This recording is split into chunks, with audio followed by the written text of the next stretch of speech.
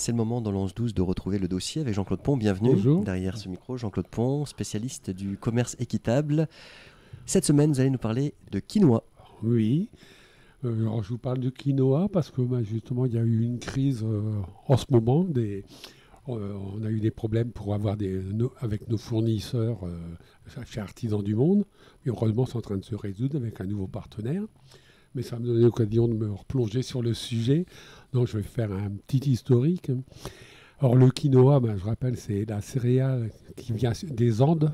C'est cultivé principalement autour du lac Titicaca, c'est-à-dire à 3800 mètres d'altitude.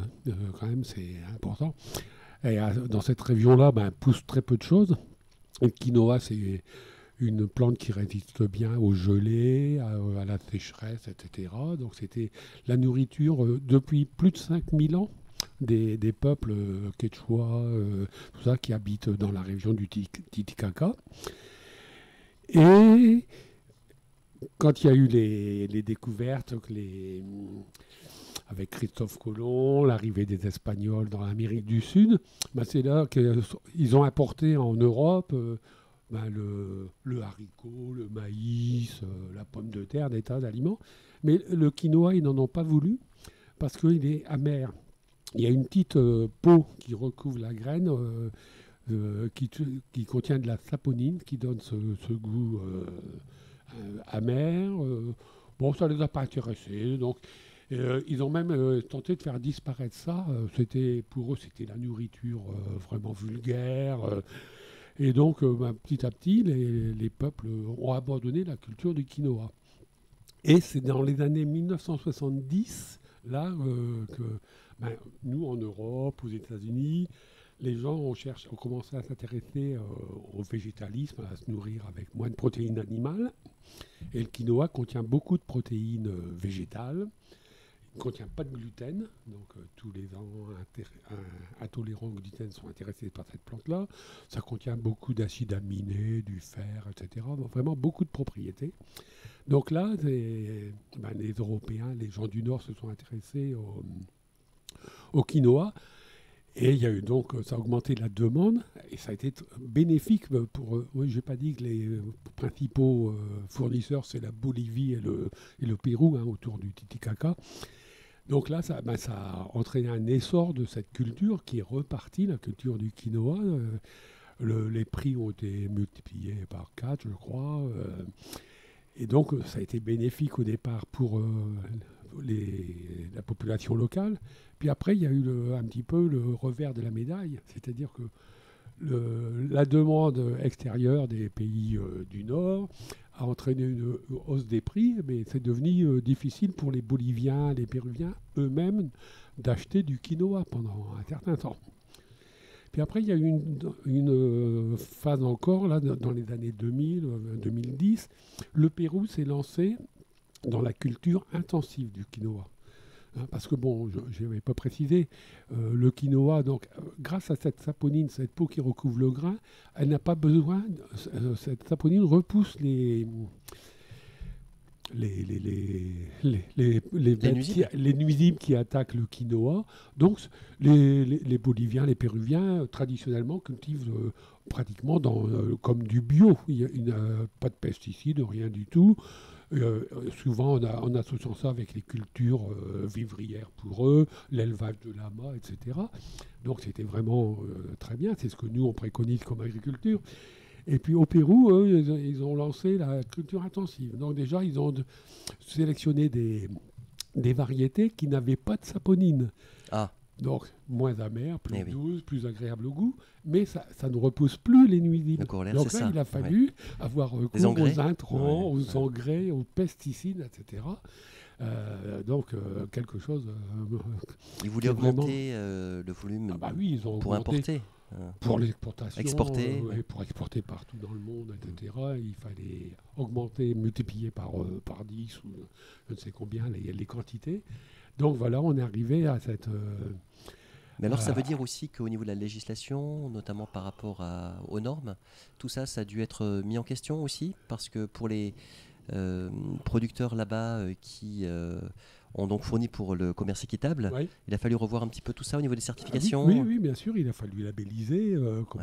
Alors, Encadrer. comme toujours, hein, on dit, nous, en commerce équitable, au début du commerce équitable, quand on s'est lancé, on vendait des produits qui n'avaient pas le label. On savait qu'ils étaient faits dans les conditions du bio, qu'il n'y avait pas de pesticides, etc. Donc, on pouvait commercialiser. Ouais. Mais quand on s'est lancé, surtout par l'intermédiaire de Max Havelaar, dans la grande distribution, etc., là, et puis les consommateurs sont devenus plus exigeants. Il a fallu fournir des labels.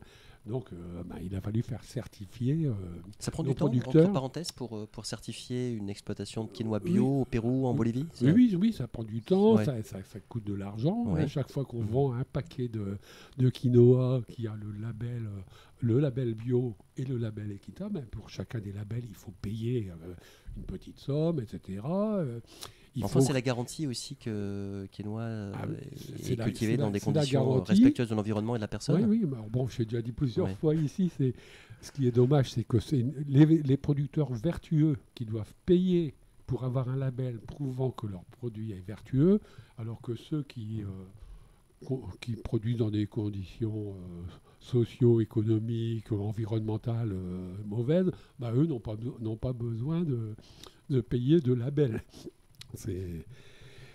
Alors, donc ça s'est développé. Le prix donc, du quinoa, la demande étant de plus en plus importante. Hein. La France est le deuxième importateur de quinoa derrière les USA. États-Unis, oui.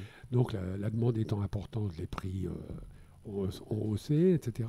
Mais là, dernièrement, donc, avec les années 2000, la crise du Covid, maintenant en Ukraine, la demande au niveau de l'international a fortement chuté. Hein, plus les crises aussi, la hausse des prix de tous les produits alimentaires, etc.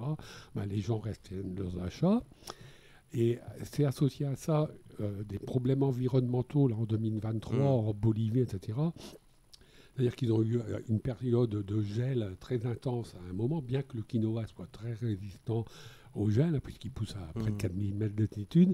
Mais bon, il y a eu vraiment des périodes très intenses de gel à des mauvais moments, suivies par des périodes d'inondation, de pluies diluviennes aussi, ce qui fait que la production a chuté beaucoup en 2023. Oui.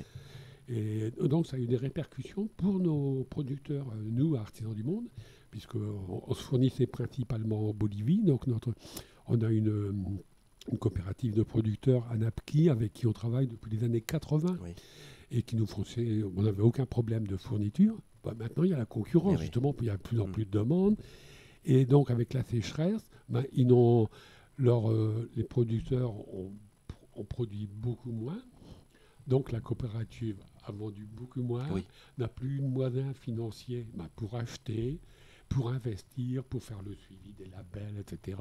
Elle n'a pas pu renouveler vous parliez de la labellisation, elle n'a pas pu renouveler sa labellisation comme quoi elle était bio et équitable, parce que ça coûte de l'argent, il faut faire venir des contrôleurs, etc. Donc en 2023, elle a perdu son label, donc à ce moment-là, plus possible pour nous de vendre. Donc heureusement, en 2024, il y a une autre association qui a repris la gérance, qui a investi dans Anapki et qui a réussi à relancer. Et la rotation de culture ? Comment ? La rotation des cultures ? La rotation des cultures, oui, c'est important. Il faut aussi rotation des cultures et associer les cultures vivrières, etc. Nous, c'est ce qu'on dit toujours. Il ne faut pas que les producteurs soient dépendants absolument à 100% de la vente à l'extérieur. Il faut déjà qu'ils consomment, qu'ils gardent aussi des ventes au niveau local, en Bolivie, au Pérou. Il faut qu'ils associent, qu'ils aient encore de quoi se nourrir eux, donc avoir des cultures vivrières, avoir de l'élevage, des moutons, des lamas. Oui.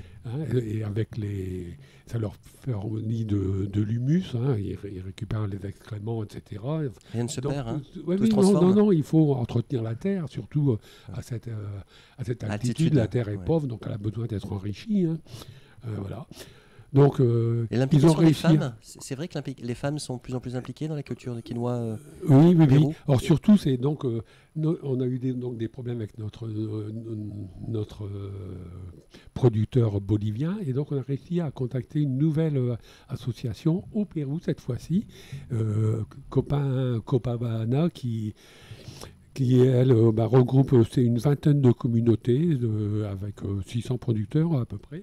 Et qui, donc, elle aussi, bien sûr, bien qu'elle soit au Pérou, elle n'est pas dans la culture industrielle intensive. Donc, c'est ça, elle fait elle pratique la rotation, le mélange de culture de quinoa, de vivrière, d'élevage, etc. Et les femmes qui sont très impliquées, donc, la prime qui sert à financer des projets, c'est surtout tourné vers l'alimentation, vers l'éducation pour les enfants. Les journées de nettoyage. Et les journées de nettoyage, oui. Donc j'ai appris ça avec plaisir, parce que bon, c'est un de mes souvenirs. Moi, j'ai adoré mes voyages au Pérou, en Bolivie, je trouvais ça magnifique. Mais un regret toutefois, c'est que je voyais des plastiques, des poubelles traîner partout, même en pleine nature. Quand on est dans l'altiplano, il n'y a pas de, on triste, voit aucun village à l'horizon, et pourtant il y a des plastiques qui traînent partout.